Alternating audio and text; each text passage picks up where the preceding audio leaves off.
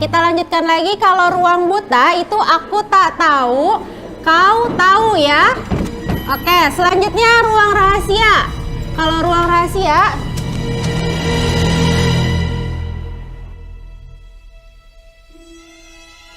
oke, kalau ruang rahasia aku tahu.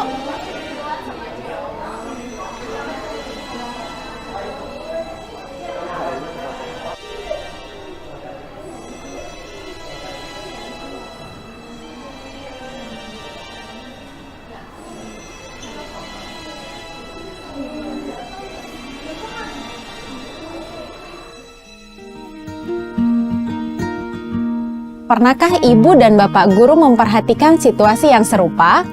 Atau apakah ibu dan bapak baru menyadari bahwa situasi tersebut mungkin saja dialami peserta didik di lingkungan satuan pendidikan kita?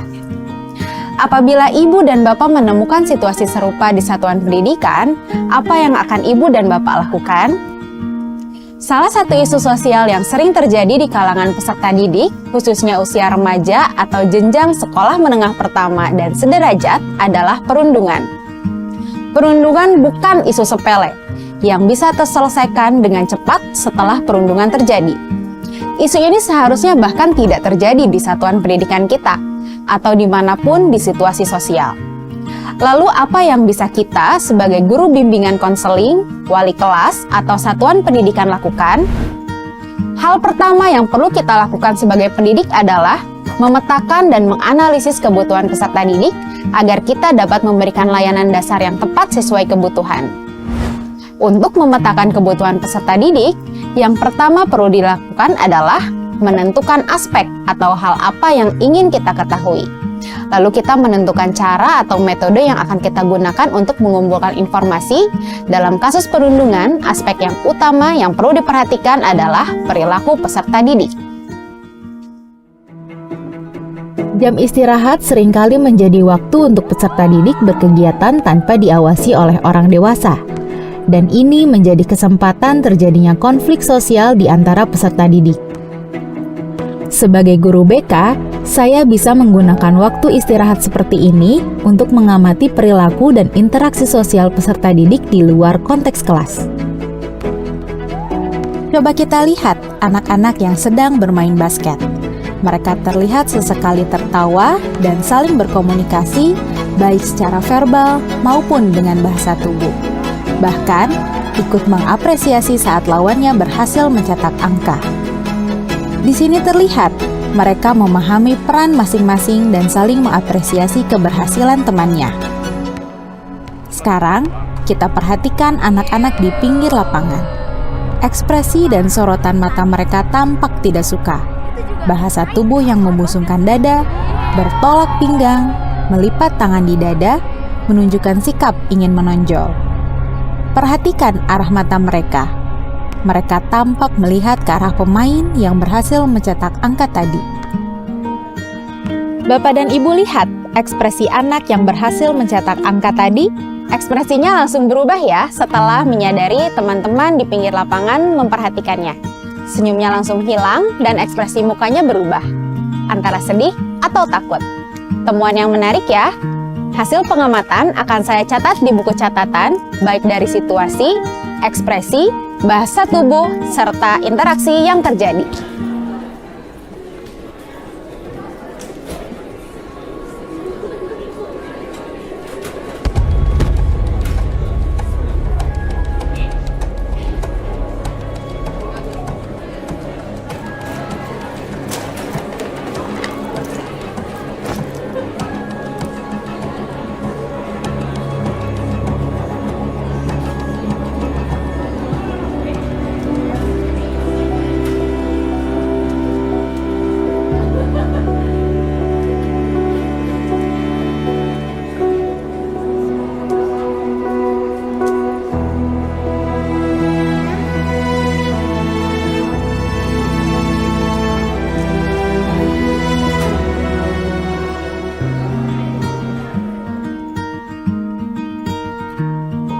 Situasi seperti tadi bila dibiarkan bisa menjadi lebih buruk. Halim terlihat kesakitan di bagian belakang kepalanya. Maka dari itu, Halim membutuhkan layanan individual, yaitu layanan responsif, untuk membantu Halim menghadapi masalahnya. Namun, untuk mencegah situasi ini terjadi pada peserta didik lain, satuan pendidikan perlu membuat kegiatan layanan dasar mengenai perundungan. Dari situasi tadi, kita dapat mengetahui bahwa ada 3 pihak yang terlibat, yaitu pelaku, korban, dan bystander atau penonton. Pertanyaannya, apakah peserta didik kita tahu apa itu perundungan, siapa saja pihak yang terlibat, dan apa yang harus ia lakukan di situasi tersebut?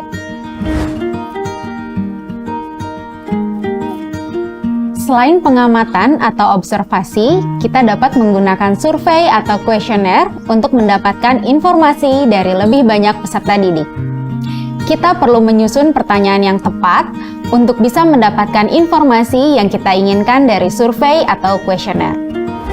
Misalnya, apa yang kamu ketahui tentang perundungan atau bullying?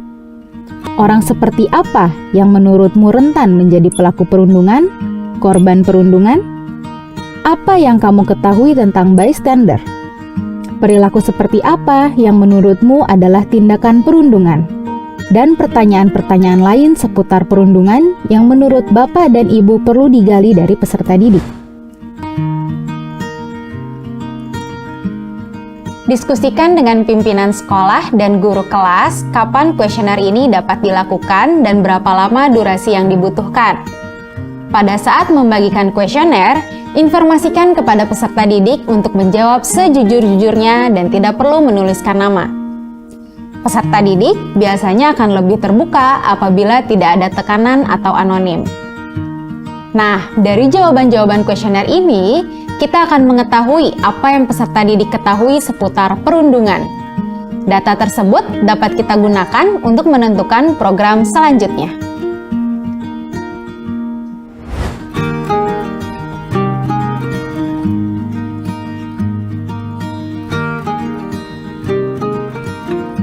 Nah, kita sudah melihat contoh metode yang dapat digunakan untuk memetakan kebutuhan peserta didik.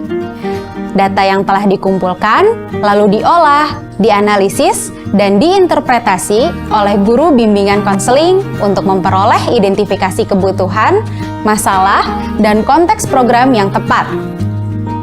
Hasil identifikasi ini dapat kita gunakan untuk menyusun rencana program dan rencana aksi selanjutnya. Sekarang, bagaimana cara menyusun rencana layanan dasar sesuai kebutuhan?